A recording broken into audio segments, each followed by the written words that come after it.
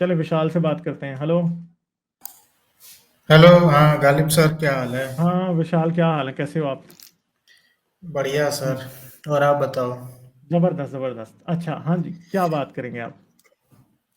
बात क्या करेंगे सर, एक चीज कहनी है। और हाँ जैसे हाँ। मैंने मोमिनों को इस मोमिनों क्या, जितने भी रिलीजियस फिलोसफर हैं या हाँ रिलीजियस डिफेंडर हैं, हाँ। वो हमेशा जब भी उनके सामने जब भी साइंटिफिक व्यूज रखो that there is no creator, creator hmm कोई नहीं, ना कोई गॉड है, तो ये हमेशा एक मतलब स्टेटमेंट देते हैं कि अच्छा क्रिएटर नहीं है, बहुत ही इग्नोरेंस तरीके से, लैक ऑफ नॉलेज भी कह लीजिए कि नहीं इतनी नॉलेज है साइंस की वगैरह वगैरह, ठीक है। तो हम्म ये स्टेटमेंट क्या देखते हैं कि अच्छा फिर ये दुनिया किसने बनाई है। इसका मतलब ये हुआ, कहने का इसका सीधा सा मतलब ये है, यानी कि ये कहना चाह रहे हैं कि आज जो दुनिया हमको दिख रही है, मैं सिर्फ आज की बात नहीं कर रहा हूँ, ना सिर्फ सोलर सिस्टम की, पूरे एंटायर यूनिवर्स की बात कर रहा हूँ। कहने का मतलब ये है कि ये जो बोलते हैं कि ये कायनात किसने बनाई है, ये सवाल ही सब ये मतलब इररेलेवेंट है। क्योंकि क्या कहते हैं, आप खुद जानते हैं, इन कहने का मतलब इनका ये होता है कि दुनिया बनके कंप्लीट हो गई है, बस खत्म, काम हो गया, मिशन अकम्प्लिश्ड। हाँ। हाँ, दुनिया जबकि कंप्लीट तो अब नहीं हुई। हाँ, हम्म कंप्लीट थोड़ी ना हुई है, तो दुनिया आज भी इवॉल्व हो रही है। अब आज हम्म जैसे हम लोग जो आज जिस हम यूनिवर्स को स्टडी करते हैं या अपने अर्थ को जियोलॉजी को देखते हैं, तो आज जियोलॉजी की भाषा में जो आज कह रहा है उसे होलोसीन कहते हैं, होलोसीन हम्म। एपॉक। होलोसीन एपॉक, आज पिछले 1 मिलियन होलो साल का। हाँ, होलोसीन एपॉक में आज जो आप दुनिया को देख रहे हैं, तो 7 कॉन्टिनेंट्स हैं, अपनी अपनी जगह पे पोजीशन मतलब है। अब इनको ये भी नहीं मालूम है कि जो कॉन्टिनेंट्स हैं, ये आज भी रेस्ट में नहीं है, ये मोशन में है हाँ एग्जैक्टली, और है ये ना। बन रहे हैं और ये खत्म भी हो रहे हैं जी ग्रेजुअली। हाँ, ये बन रहे हैं, हाँ। खत्म भी हो रहे हैं। ठीक है, आज से आप चले जाइए 7 करोड़, अब मुझे एग्जैक्टली डेट तो नहीं पता है, हिमालयस जब इवॉल्व हो रहे थे, तो जो इंडियन प्लेट थी वो यूरेशियन प्लेट के बहुत करीब आ गई थी। तो जैसे ही यूरेशियन प्लेट से वो कोलाइड हुई थी, तब हिमालयस जो है वो उनका एवोल्यूशन शुरू हुआ था। इसका ये मतलब नहीं कि वो उससे टकराते ही हिमालयस, जो आज हमको हिमालयस दिख रहा है, वो एकदम से उनसे बन गए थे। अरे भैया, वो तब से लेके आज तक इनकी ये क्या कहते हैं, आप रूप देख रहे हो। अब इनका जो आर्ग्यूमेंट होता है कि अब सेम लॉ एवोल्यूशन पे भी अप्लाई होता है, चाहे कॉस्मो, चाहे यूनिवर्स की एवोल्यूशन हो, चाहे वो लिविंग स्पीशीज की एवोल्यूशन हो। ठीक है, तो हम्म इनकी प्रॉब्लम ये है कि ये अपने जीते जी देखना चाहते हैं ये सब नेचुरल चेंजमेंट्स को। तो सर, इंसान की मैक्सिमम एवरेज एज होती कितनी है? 70 ईयर्स, 80 ईयर्स, 90 ईयर्स मैक्सिमम, बहुत खींचतान के रेयर 100 ईयर्स, या उससे हम्म। भी अल्ट्रा ऊपर का ले लीजिए तो 110 ईयर्स बहुत रेयर में होती है। तो 110 साल में आप इतने बड़े बड़े मेजर चेंजमेंट आप नहीं देख पाओगे। आपको कम से कम 1 करोड़ 10 मिलियन ईयर्स तक आपको जीना पड़ेगा, तब आपको चेंजमेंट दिखेंगे, आपको बहुत बड़े चेंजमेंट दिख जाएंगे।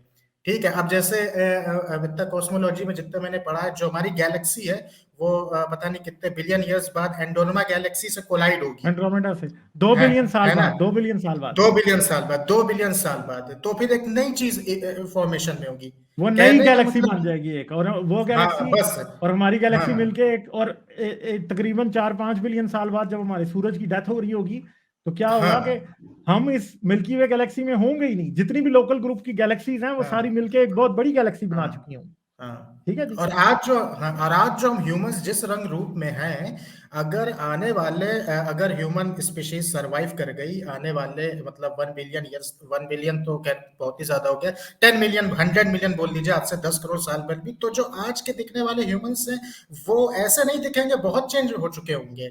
यही तो एवोल्यूशन होती है यार, यही सिंपल सी एवोल्यूशन। बात है। जिस नेचुरल सिलेक्शन में, जैसे मैं आपको एक एग्जांपल देता हूँ। अब आज से सर चले जाइए आप मतलब 6.5 या मतलब 5 करोड़ साल पहले, क्रिटेशियस पीरियड में, लेट क्रिटेशियस पीरियड में, तो जो मैमल्स है, मैं इंसानों की बात नहीं कर रहा हूँ, मैं एंटायर मैमल्स की बात कर रहा हूँ जो जन्म देते हैं बच्चों को, उनके जो एंसेस्टर्स होते थे उनका साइज एक स्क्विरल जितना होता था, रैबिट हाँ जितना था। और वो जमीन के अंदर रहते थे, जस्ट बिकॉज मतलब उनको डर लगता था कि डायनासोर्स उनको कहीं उनका शिकार ना बन जाए, मतलब डायनासोर्स के वो शिकार कहीं ना बन जाए, तो इस वजह से। बट जब वो एक्सटेंशन हुआ था केपीजी, जब वो एस्ट्रॉइड गिरा था, तो 50% या 60% स्पीशीज तो ऑलमोस्ट एक्सटिंक्ट हो गई थी। But mammals were lucky that they survive. और उन्हीं मैमल्स के हम जितने भी, चाहे जितने भी ब्रेस्ट फीडिंग जो जन्म देने वाले जो मैमल्स हैं, जिसमें से ह्यूमंस भी हैं, हम उन्हीं के ही तो सब डिसेंडेंट्स हैं। हाँ, एग्जैक्टली है ना? और एग्जैक्टली जैसे यही बातें है ना, हैं। यही ना। और आज जो हम देख रहे हैं, जैसे मैं अब एक और एग्जांपल दूं, जैसे आज अपन जो घर में जो लिजर्ड्स देखते हैं, ये लिजर्ड्स जो होम लिजर्ड्स होती है, छिपकली जो होती है दीवार के अंदर रहती है, ठीक है, जस्ट बिकॉज इनको ह्यूमन से डर होता है, ठीक है। ये मेरा अपना लॉजिक है, आप बताइएगा कि सही है कि गलत है। दीवार के अंदर रहती है, कल को मान लीजिए ह्यूमन स्पीशीज एक्सटिंक्ट हो जाए, या ऐसे जो भी इंसेक्ट्स हैं जो एक्सटिंक्ट हो जाए जिससे इनको खतरा होता है, तो सर अभी ये तो दीवार के अंदर रहती, तो जो जिस एटमॉस्फेयर में रह रही है, उस एटमॉस्फेयर का नेचुरल सिलेक्शन का प्रेशर इन पे पड़ रहा है, इसी वजह से इनका साइज ऐसा। लेकिन जब इनका डर निकल जाएगा, ये सब बाहर आ जाएंगे। सिमिलरली लाइक मैमल्स, जब वो क्या कहते हैं, उनका डर खत्म हो गया तो वे बाहर आ गए थे।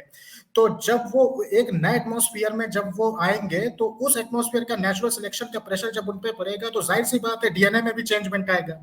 जब डीएनए में चेंजमेंट आएगा, तो शरीर का ढांचा जो है वो वैसा ही बनेगा आगे चल के। इसी को एवोल्यूशन कहते हैं। लेकिन ये सर इतना स्लो प्रोसेस होता है कि ये हम लोग अपनी लाइफ में देख ही नहीं सकते हैं। इसको देखने के लिए आपको कम से कम करोड़ों साल तक जिंदा रहना पड़ेगा, तब आप इस चीज को देख पाओगे।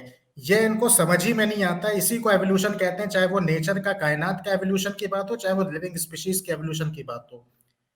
इनको सर चलें यही मैं विशाल। कह रहा हूँ, एजुकेट करिए, बस इतना ही मेरे को कहना था। हाँ और हाँ चलें, ठीक है वो विशाल, थैंक बस यू, इतना ऑलवेज गुड टू हैव है। यू। आप आया करें, और आप कम ही आते हैं। चलें ठीक है, फिर हाँ, करेंगे तो बात थोड़ा आपसे। सर मैं बिजी होता हूँ आजकल, तो जब भी हाँ टाइम चलें मिलता है ठीक तो है, मैं आ बिजी होना जाता हूँ अच्छी आपसे। बात है, बिजी होना अच्छी बात है। ओके चलें ठीक है, okay sir, thank you. Bye bye. Like, share और सब्सक्राइब करना मत भूलें। इसके साथ साथ आप मेरे चैनल को पेट्रियन पर सपोर्ट कर सकते हैं। पेट्रियन का लिंक वीडियो की डिस्क्रिप्शन में है।